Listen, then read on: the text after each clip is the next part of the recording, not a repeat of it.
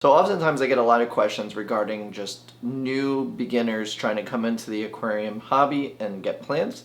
They have a lot of questions of like where to buy aquarium plants, when to buy them, like when's a good time, and what to do when I get them, and a lot of questions revolving around that. So in today's video, we're going to kind of go through the where, when, and what to do with new aquarium plants in this video. So what's going on, guys? Justin from H2Oplants.com here today, and we are going to be touching on those topics. Now, kind of what I wanted to do is just go through a bunch of little key points and then a couple questions that came up when I asked a bunch of you either on the community tab here on YouTube or on Instagram or Facebook. So here are a couple things that you're going to need before you order aquarium plants, and it's primarily having to do with your aquarium.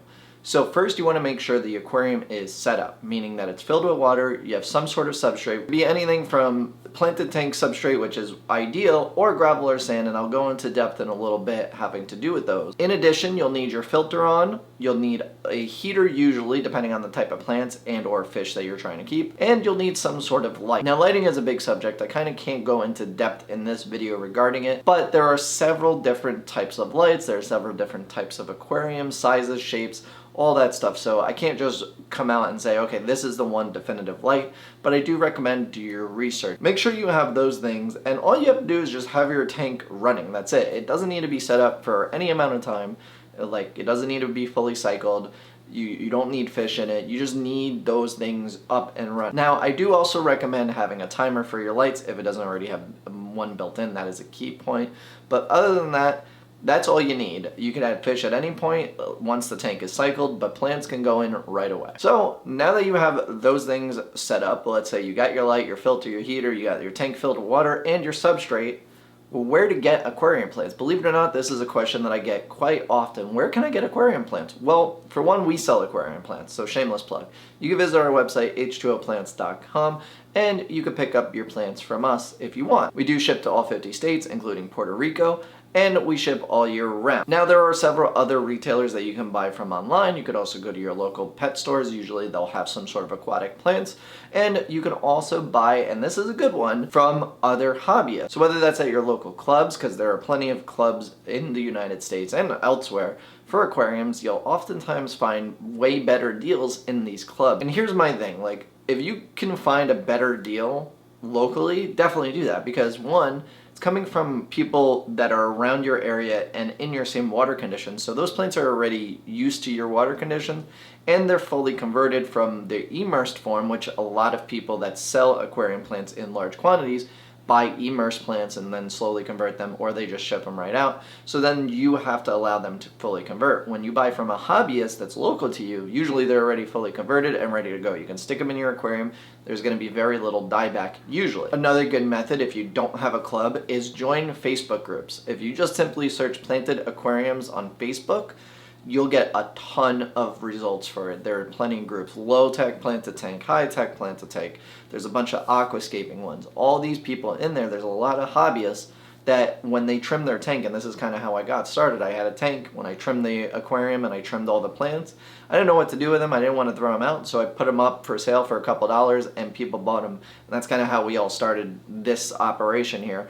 But that is one good way to get a really good deal, help out a fellow hobbyist because they don't want to throw out their stuff. They feel like it's a waste probably, and boom, there you go. You could also find rare plants that way. You could also find specific plants that maybe big retailers can't get because not every plant is in kind of a distribution production mode. So meaning that these nurseries aren't growing every single plant there is, and there are tons of them that are outside of the normal. And I will say, if you choose to buy from us, you could go over to our website. If you're not sure of what plants to buy, we do have a top 10 of our easiest plants to grow, and that's what I recommend for people that are just starting off to get. Get those 10. Usually what I recommend is get like one of each, or just maybe get like 5 different plants but one of each, and that way when you put them in your aquarium, you'll know what lives and what doesn't, because sometimes not every plant is going to survive in your aquarium, and that's completely alright.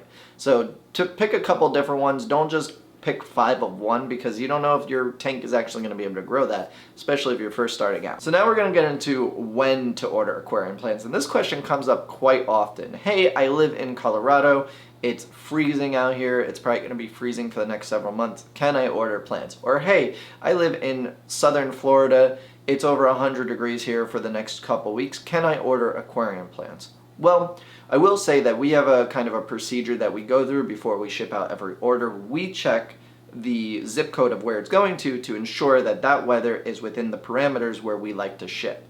So it goes up to a certain degree and down to a certain degree depending on the temperatures, whether it's hot or cold. And I will say that we provide heat packs and cold packs and insulation at no charge to the customer now.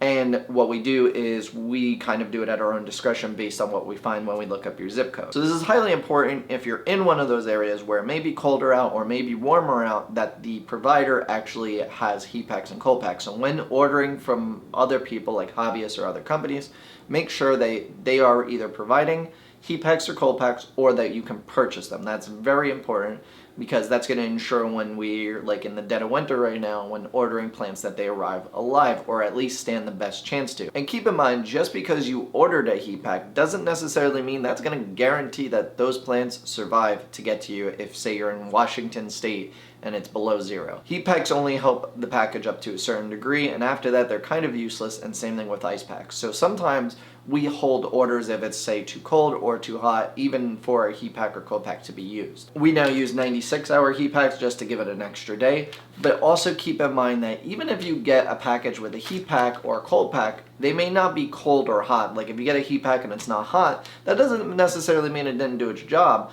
That just means that it's no longer warm.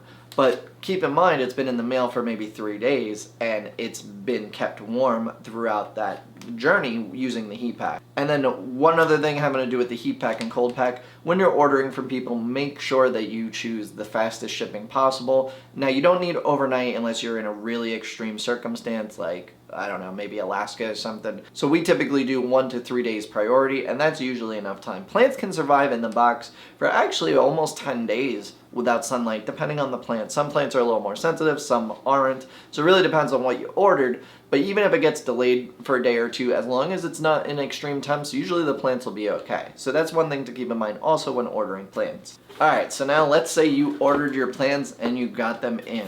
Well, one thing, you want to make sure that you are home or somebody is home to get them, maybe have them shipped to your work, or hopefully that they don't sit outside for too long. And that is really the most detrimental part.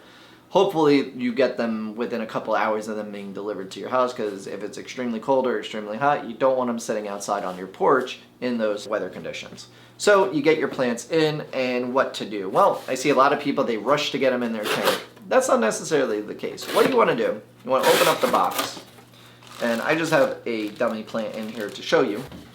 You want to check the plant first, because most people that sell plants, their DOA policy is that they need a picture of the plant in the packaging if there's any dead on arrivals. So what you want to look for is there a lot of browning? Is the plant mushy? Is there any green? So if there's green, usually I would say 90% of the time the plant will be completely fine as long as it's green. Depending on the plant. Some plants are red, some plants are brown. In nature, that's completely fine. But if you order a plant that's supposed to be green and it's not green and it's brown, that's alarming. And also if it's mushy. But it really depends on the plant. We actually did a kind of more in-depth with this. You could click up top, having to do with dying plants and kind of melting back, and these are things to look for. But when it comes to getting the plant in for the first time, you want to definitely take a look at it inside the bag. Notice if there's anything to be concerned about, take a picture of it before you open it and just have it, so that way when you open it you could say, okay, no, look, this is really a problem, and that way you could show the seller. That's typically what we like to see when people deal with us, but we do make exceptions depending on what the case is. But basically, when you get the plant in, examine it first inside the bag, take a picture. That way you have it preserved if there's any questionable issues with it, and then you could send it off to the retailer or the hobbyist that you bought it from to kind of say, hey, this is what happened, is this bad or good? So after you have that picture, open up the bag, take the plant out. And also before you open the bag, if it was stuck in extreme temperatures, so say you're 35 degrees out and your box was stuck outside for like 4 to 6 hours, I would say leave that box to come up to room temperature before you actually start moving the plants. The reason being is when you submerge them and they were either cold or hot, you're going to put the plant into shock usually, depending on the extreme. So just keep that in mind. Maybe don't rush to put them in the aquarium. Give them a couple hours, let them kind of come to room temperature, and then throw them in. And let me just put this in there. Oftentimes I get asked to, hey, my package arrived at my house. I'm not going to be home for a couple hours, or I have something to do after work. I can't put the plants in my aquarium right away. Is that going to bother them? No, actually, it should be completely fine. Now, you don't want to leave them in the box, say, for another week, but if you're going to just be a couple hours, usually that's fine as long as there was no delay. If the package was delayed for any reason, let's say there was a snowstorm or, any kind of natural disaster that delayed the postal service, you definitely want to try and get them in the tank as soon as possible. But if they are following their standard ship time, 1 to 3 days, they should be completely fine for a couple of hours. If not even 24 hours, you may not be able to plant them the next day. It should be fine. So, once you open up the plant, you want to examine what's going on with it. Now, like I said, you've already taken a picture. You know what is going on with the plant as far as what was in the bag. Now you want to check the leaves. Check to see if any are mushy, broken stems, anything like that. Broken stems typically are fine, and a hard rhizome is good, or a hard stem is good. You just don't want mushy. Mushy is really the key thing here. So once you have it out of the box and out of the packaging, a lot of people immediately think, let me throw my aquarium plant in there. And that's not a really good idea. If they're potted like this, you want to take a look at it, examine everything, make sure it looks good. If it doesn't look mushy or browning and everywhere, and everything looks firm and green and healthy, it's good to go. Now, a lot of people ask, what can I do with this? Should I leave it in the pot or whatnot? Well, really when it comes to stems and anubis or rhizome plants like Java fern and bucephalandrin, I say take them out of this immediately. The reason being is this wool isn't ideal for these plants to really stay in that long, so you want to kind of get them out as soon as possible, because what's going to happen if there's a portion of rhizome or stem down here, it's actually going to rot, and then this is either going to free float or it'll cause the rest of the plant to rot. Same thing with stems. If the stem is buried in the rock wool too much, that stem will start to rot from the bottom out, and then it'll just start to float away. So what you want to do is you actually want to take those out of the rock wool and the planter and plant them accordingly.